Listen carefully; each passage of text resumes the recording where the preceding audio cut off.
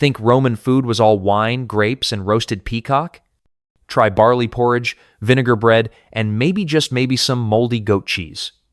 You weren't dining in a villa, you were squatting by a smoky hearth, chewing on yesterday's crust and praying it didn't have bugs this time.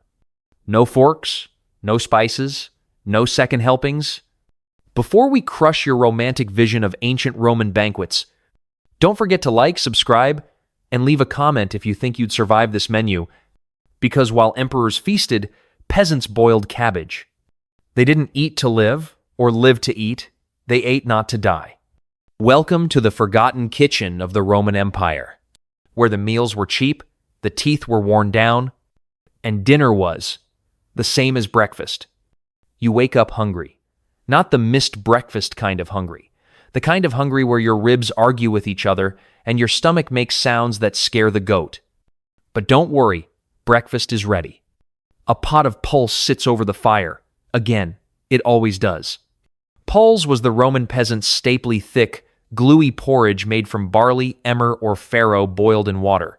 No sugar, no cream, no salt unless you were feeling wild. Think oatmeal's sad, beige cousin who never got invited to brunch. You spoon it up, it sticks, it slides, it tastes like hot dampness. Sometimes you get lucky, and someone tossed in garlic, leeks, or wild herbs. Other times, it's just grain and regret. In rich Roman homes, puls was once a noble dish offered to the gods, served with cheese or honey, but not here. For peasants, it was survival fuel. It was cheap, filling, and hard to screw up, mostly because there was nothing to screw up with, and you ate it all day, morning, noon, and night, sometimes cold, sometimes scorched at the bottom of the pot, sometimes with a bug floating in it extra protein. Imagine this. You're a farmer in 127 CE. You've worked the field since sunrise. The sun has baked your back into something resembling old leather. Your reward? A bowl of reheated puls and maybe half an olive if your neighbor was feeling generous. You dip crusty bread into it. The bread cracks. Your tooth does too. But you chew anyway. Because puls isn't exciting, it's endurance in a bowl. It doesn't change, it doesn't improve, it just is. Like taxes. Or back pain. And here's the thing, you didn't complain. You couldn't. This porridge kept you alive through war, drought, and over 500 years of empire. It filled empty bellies. It raised generations. It was the heartbeat of the poor. Modern food blogs wouldn't touch it. No one's Instagramming a bowl of gray mush. But back then, it was sacred in its own sad way. Even Roman soldiers ate it, marching across Europe, spooning it from helmets. Add a few vegetables or some fish sauce, and it became puls punica fancy variation. But for peasants, you didn't dress it up. You swallowed and moved on. And if you were too poor to even own a pot, you borrowed one. If your firewood was soaked, you ate it cold. Because puls wasn't dinner, it was survival. In a world with no refrigerators, no refrigeration, and no safety nets, puls was the one thing you could rely on. Not delicious, not memorable, just reliable. Like rain. Like taxes. Like the sound of someone else slurping their bowl beside you and wishing it was something else. So the next time you throw out your overnight oats because they're a little too soggy, remember this. Somewhere in the empire, a barefoot farmer was staring into his 10th bowl of barley glue and thinking, better than nothing. And in ancient Rome, better than nothing was the gold standard. You've worked all day under the sun, tilling a rocky field that barely qualifies as soil. Your back is screaming, your hands are blistered, you're dreaming of dinner, and then you remember. Dinner is stale bread dipped in vinegar. Welcome to the world of acetum bread, one of the most common and least exciting meals for Roman peasants. Let's break it down. You take a piece of bread hard as a roof tile, because it's 3 days old and made from bran, chaff, and anything that passed for flour. It's baked in a communal oven, probably overcooked, cracked, and filled with sand. Yes, sand. Roman milling stones weren't gentle, and the resulting bread often contained tiny fragments of stone or grit. Eating it meant choosing between starvation and dental destruction. But don't worry, you soften it. How? You soak it in acetum a week vinegar water mix. Think of it as Roman peasant soup. Watered, down sourness with soggy crumbs. No olive oil, no herbs, no soup stock, just vinegar, water, and despair. Still, you chew. You always chew. Because this was practical. Bread was baked in bulk once a week, dried to last, and eaten every day until it resembled a building material. Peasants couldn't afford waste. Soaking it in acetum made it edible again just barely. The vinegar masked mold, rehydrated crumbs, and gave a mild tang. It also helped prevent scurvy, kind of. So at least your teeth fell out from stone grit, not vitamin deficiency. And yes, everyone ate it, children, elders, even farm animals when it got too hard. Now, imagine this. You're sitting in your mud brick house after a long day in the vineyard. You reach for dinner and hear the crack before your teeth touch it. You dunk the loaf in the acetum. It floats like driftwood, soaking up just enough liquid to not kill you. Your child complains. You sigh. You chew slower, pretending to enjoy it. You tell them, "One day we'll eat honey cake like the patricians." They laugh. They've never even seen honey. Meanwhile, in the wealthy part of town, Romans are stuffing themselves with oysters, roast dormice, and honey-glazed birds. But not you. You're gnawing on vinegar bread, listening to the neighbors argue over who gets to chew the softer corner. It wasn't just food, it was ritualized survival. Bread was sacred. Even the poorest Roman believed wasting bread brought bad luck. So you ate it, mold and all. There was even a word for the lowest form, panis secundarius, second-class bread. It was coarse, dark, and dry. Sound familiar? And yet this bread kept you alive? It filled your belly. It reminded you that you hadn't died yet. So next time your artisan sourdough goes stale and you throw it out, picture a Roman peasant staring into a bowl of vinegar mush, whispering, "If it's soft enough to chew, it's good enough to eat." Because in ancient Rome, luxury wasn't flavor. It was not breaking your tooth before sunset. Congratulations. Tonight's dinner is slightly more exciting than porridge and stale bread. You've managed to get your hands on lentils. Not the creamy, spiced lentils you get at a cozy restaurant. These are boiled, bland, and borderline joyless. But in the Roman Empire, this was peasant gold. Lentils lentejas were cheap, hearty, and available almost everywhere. They grew in poor soil, didn't need pampering, and could be stored for months. That made them perfect for people who had no land, no kitchen, and sometimes no clue where tomorrow's meal was coming from. You boil them in water, maybe throw in some onions, garlic, or wild greens you foraged on the way home. If you're lucky, you have a splash of olive oil. If you're unlucky, you boil them plain. For the 17th time this month. They come out brownish gray. The texture? Somewhere between mush and gravel. The flavor? Earthy. And by earthy, we mean it might still have bits of earth in it. But hay protein is protein. Ancient Roman physicians praised lentils as healthy for the poor. They were believed to keep the bowels regular, cool the blood, and balance your humors. Of course, they also gave you gas. Lots of it. So, if you lived in a one-room hut with 6 other family members, congratulations. Dinner was a warm bowl of legumes and a symphony of digestive complaints afterward. Still, lentils were versatile. You could mash them into cakes, dry them for travel, or mix them into stews with cabbage, leeks, or bitter herbs. The problem wasn't variety, it was repetition. You eat them today. You eat them tomorrow. You eat them until they feel like part of your bloodstream. And while you chew, you wonder what the elite are eating tonight. Maybe flamingo tongues? Roasted boar with honey glaze? Meanwhile, you're here, scraping lentils off the bottom of a clay pot and hoping no one else gets the last scoop. But there's something humble and human about this meal. You don't eat it for pleasure, you eat it for survival. And sometimes, that's enough. Now imagine, it's cold outside. You've worked the fields since dawn. You light your oil lampa, single flame flickering in a smoky room.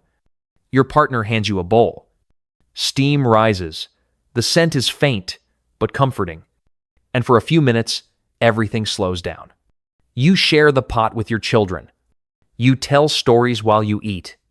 No one speaks of hunger. Because tonight, You have lentils.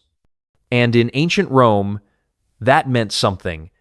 So the next time you turn your nose up at a lentil salad on a modern menu, remember the people who boiled them in cracked pots over smoky fires and said quietly to themselves, "We'll survive another day." Dinner's on the fire, and by dinner, we mean whatever green stuff you found growing in the ditch today. Welcome to the Roman peasant's leafy staple, cabbage and weeds stew. You didn't stroll through a market choosing vegetables like some toga-wearing Instagram chef. No, your ingredients came from foraging the roadside or tugging up wild greens between vineyard rows. Sorrel, nettle, dandelion, maybe a limp cabbage if the gods were kind. If it was green and didn't kill you immediately, into the pot it went. You'd boil it down into a sludgy, fibrous soup thick, bitter and slightly gritty. No broth, no seasoning. Just boiled leaves, steam, and hope. If you had a little vinegar, you splashed it in to dull the taste. If you had salt, you were practically royalty. And every now and then on festival days or rare blessings you might toss in a bone. Just a bone. No meat.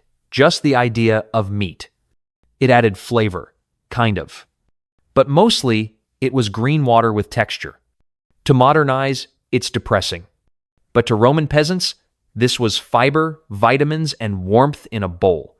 It filled your stomach, if not your heart. Picture this. You're huddled in a smoky hut. It's raining outside. The stew bubbles quietly over a small fire.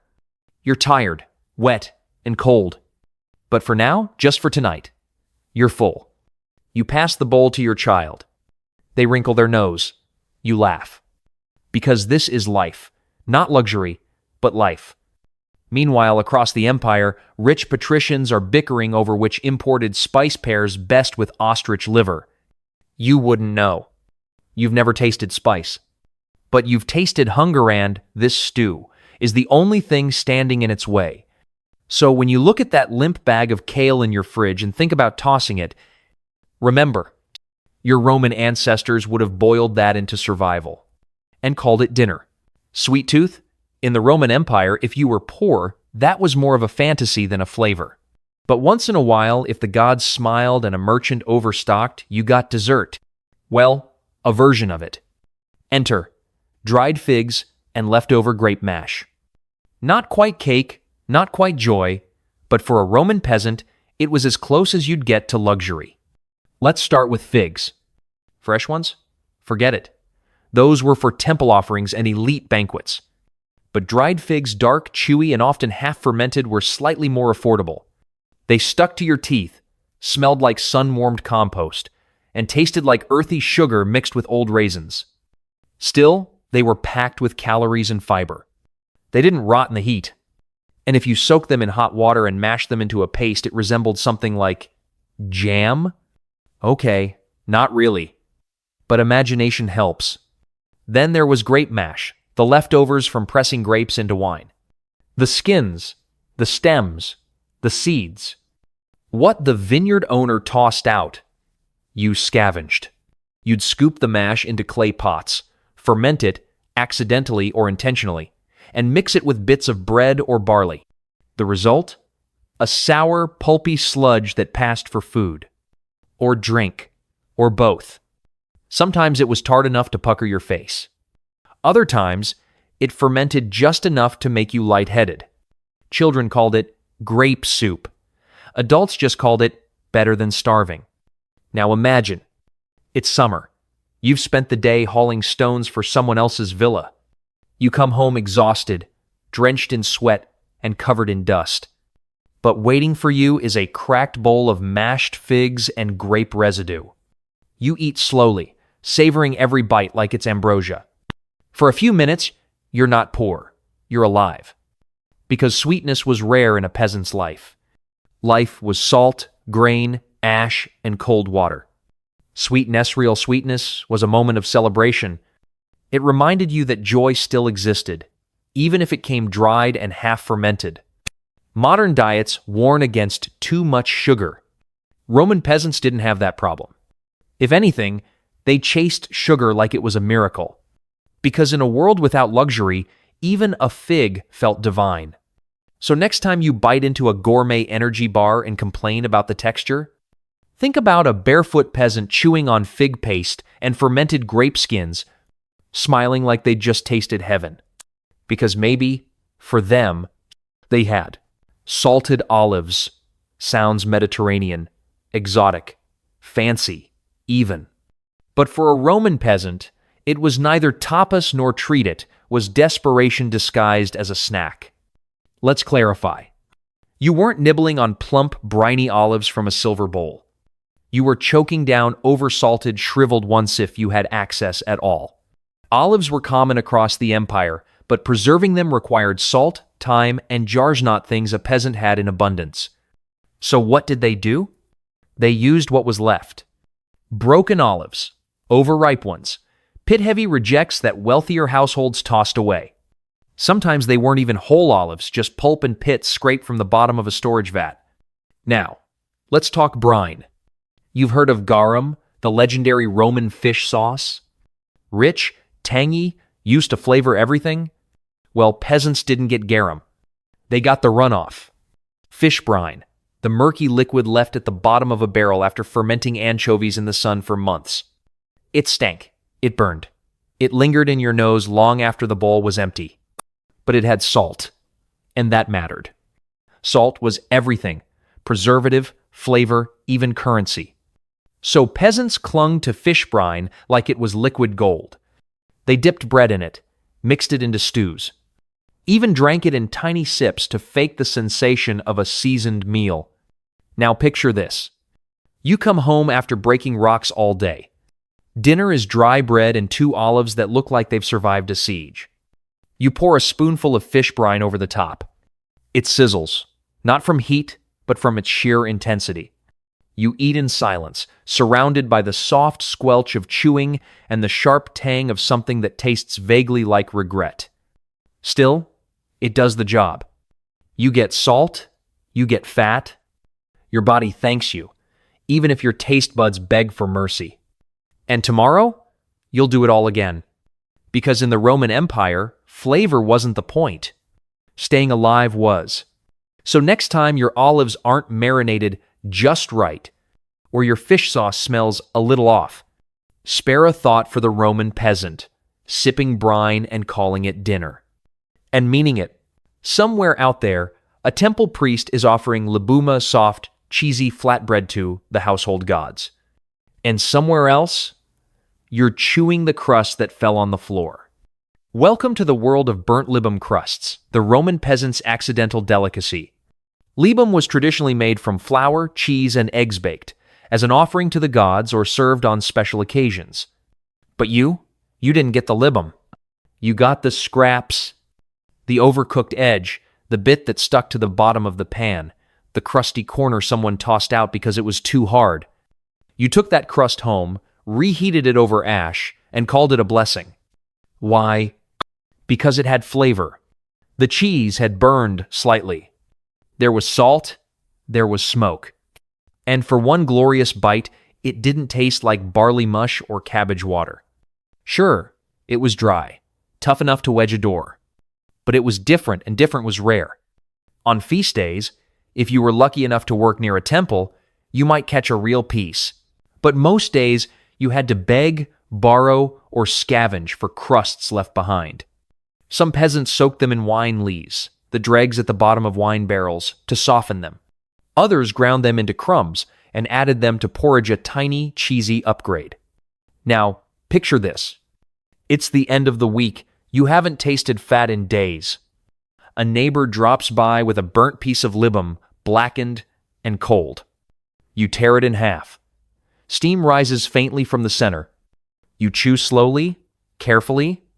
The taste is smoky, sharp, and unmistakably rich. For a brief moment, you close your eyes. You imagine what it must be like to eat an entire fresh libum. And then the moment passes and you're chewing burnt crust again. But you're grateful. Because this crust reminds you, not everything has to taste like boiled weeds. Sometimes, even the leftovers of the rich can feel like a feast. So next time you burn your grilled cheese, don't throw it away. You just made a peasant delicacy. If you were lucky enough to own a goat in the Roman Empire, you didn't name it, you worshipped it. because that goat was your milk supply, your cheese ration, and on desperate days, possibly your best friend.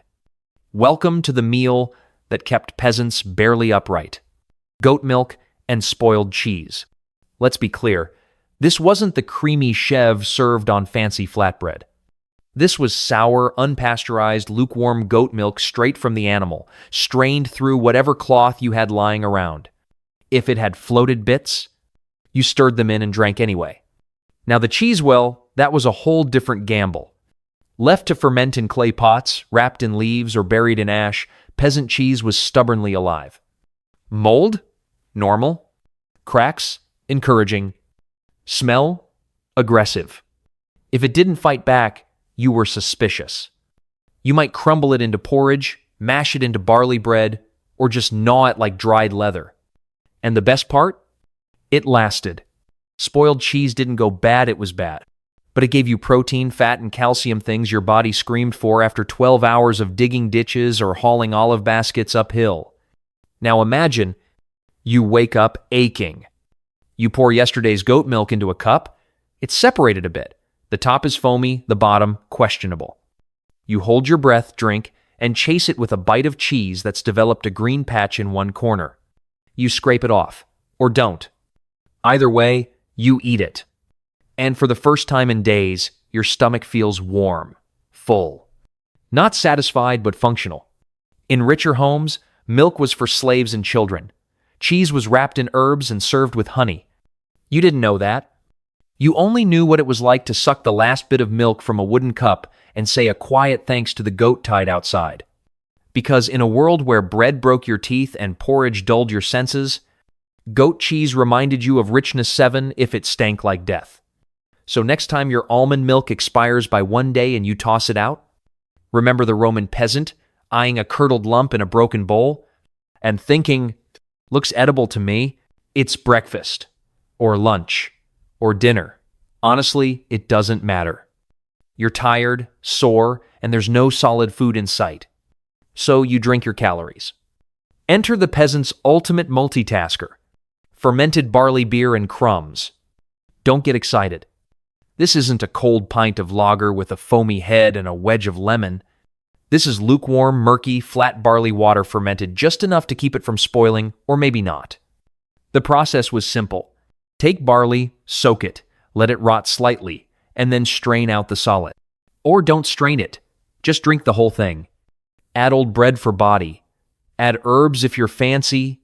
Add prayers either way. The result? A chunky, sour, semi-alcoholic slop served in a clay cup. If it fizzed, it was fresh. If it didn't, it was more aged. But it kept you alive. Barley beer was cheap, easy to make, and crucially safer than water.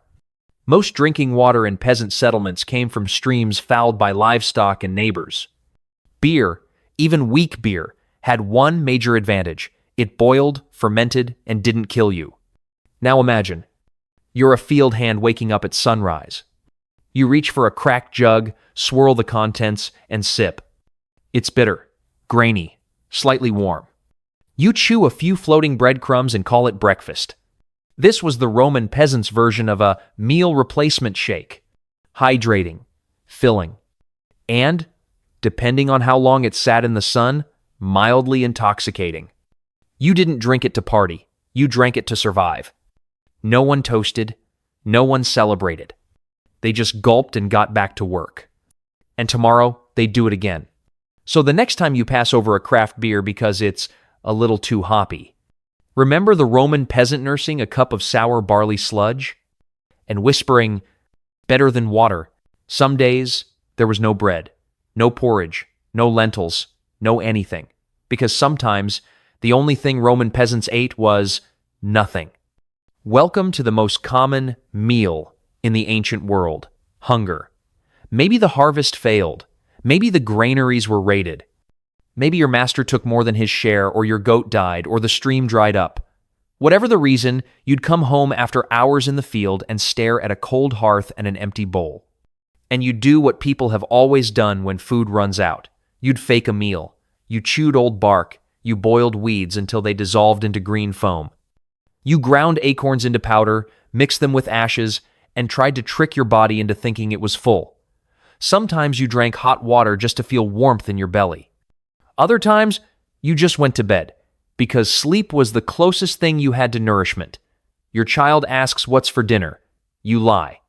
You say, "We're eating late tonight." You tear a crust of old bread in half and pretend it's enough. You chew slowly, so slowly it almost feels like food. This wasn't rare. This wasn't a crisis. This was routine. One bad season and entire villages teetered on the edge.